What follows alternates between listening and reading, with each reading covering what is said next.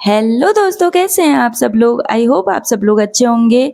आज सोचा आपके साथ अपने किचन की डीप क्लीनिंग की वीडियो शेयर करूं। किचन एक ऐसी जगह होती है जहां सफाई के साथ साथ हाइजीन की भी ज़रूरत होती है, तो एक दिन में ये काम कर पाना पॉसिबल नहीं है। इसलिए मैंने अपने किचन को 3 भागों में डिवाइड कर लिया। आज सबसे पहले ऊपर के पार्ट की सफाई करूँगी। कैबिनेट्स के ऊपर देखिए धूल और तेल की वजह से कितना गंदा हुआ है।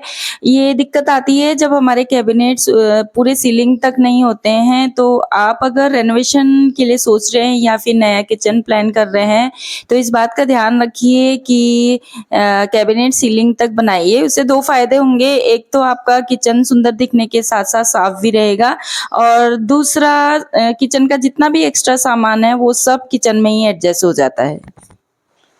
अब विंडो की बारी है। विंडो पे भी काफ़ी डस्ट जमा हो जाती है। नॉर्मली हमें सूखे ब्रश का यूज़ करना चाहिए, पर आज डीप क्लीनिंग है तो थोड़ा बहुत पानी चल जाएगा। तो इसको साफ़ करने के लिए मैं डिशवॉशर का यूज़ कर रही हूँ। डिशवॉशर ऑयल के साथ धूल चिपकी होती है तो उसे आसानी से निकाल देता है। ज़्यादा हार्ड केमिकल का इस्तेमाल मैं नहीं करती हूँ घर की चीज़ों की सफाई के लिए। उससे क्या होता है ना, चीज़ें अपनी चमक खो देती हैं। तो जितना हो सकता है मैं कोशिश करती हूँ कि जो सॉफ्ट केमिकल्स हैं उनसे ही घर की सफाई हो जाए। तो बाहर की सफाई हो गई कंप्लीट। अब कैबिनेट के अंदर का भी सारा सामान निकाल कर के अच्छे से सफाई कर लेंगे। अक्सर ऐसा होता है कि हमारे पास जो क्रॉकरी के सेट होते हैं वो खराब हो जाते हैं, तो बाकी बची चीज़ों को ना हम फेंक पाते हैं, ना ही यूज़ कर पाते हैं। तो मैं क्या करती हूँ कि उन चीज़ों में मैं प्लांट लगा देती हूँ छोटे-छोटे। इससे उनका यूज़ भी हो जाता है और किचन में भी थोड़ा स्पेस बन जाता है। हमने मम्मियों को देखा है कि वो घर में कोई भी सामान होता था उसे साफ करके धूप में सुखा के फिर भर के रख दी थी और थैंकफुली ये आदत मेरे अंदर भी आई है। तो मैं भी जब भी कोई सामान आता है तो उसे धूप में सुखा करके कंटेनर धो करके फिर उसमें फिल करके रखती हूँ। तो कंटेनर देखिए मेरे साफ़ ही हैं, बस सफाई की ज़रूरत है इस कैबिनेट को और ये काम देखिए जल्दी हो गया। ये शहद के ग्लास कंटेनर हैं जिनमें मैंने पेंट करके इनको छोटा सामान रखने के लिए किचन में यूज़ कर लिया है। आपको ये कैसे लगे हैं बताइएगा ज़रूर। अब आती है चिमनी की बारी। चिमनी को भी हमने 2-3 महीनों में इस तरह से इसकी जाली निकाल के साफ़ कर लेनी चाहिए।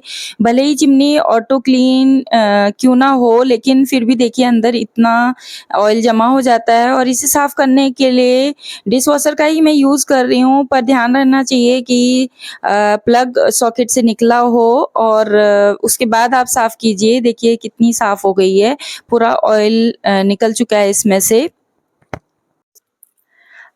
आज दूसरा दिन है और आज करेंगे नीचे की कैबिनेट्स की सफाई। तो सबसे पहले यहाँ से सामान हटा के इस ट्रे को मैं निकाल लूँगी। ये आसानी से निकल कर के धुल जाती है और जल्दी सूख भी जाती है।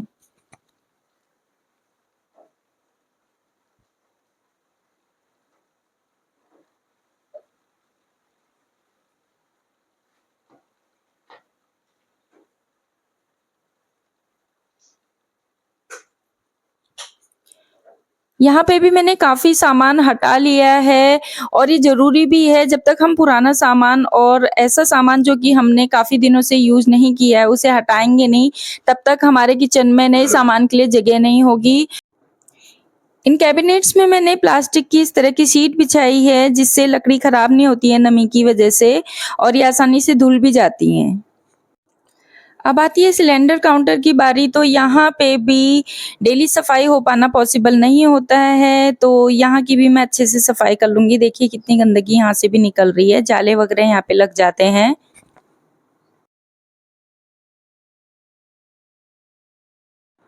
और ये है हमारा ग्रेनरी कैबिनेट और इस पे जो कंटेनर रखे हैं वो हमने बनवाए थे, क्योंकि जो रेडीमेड कंटेनर थे वो इस पे आ नहीं पा रहे थे, सिर्फ एक ही आ पा रहा था। तो इस बात का आपको ध्यान रखना चाहिए जब भी आप किचन बनवाएं तो ग्रेनरी कैबिनेट थोड़ा बड़ा होना चाहिए ताकि दोनों कंटेनर उस पे आ पाए।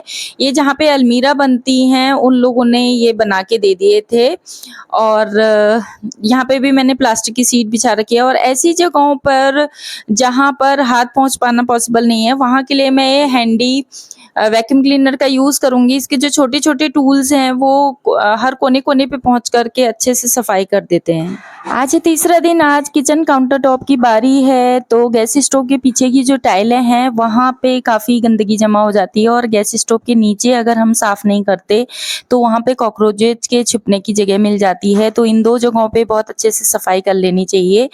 अब फाइनली मेरी सफाई हुई पूरी और आप देखिए कैसा लग रहा है मेरा किचन। अगर आपको ये वीडियो इन्फॉर्मेटिव लगती है और पसंद आती है तो प्लीज़ इसे लाइक, शेयर एंड सपोर्ट कीजिए। Thank you so much.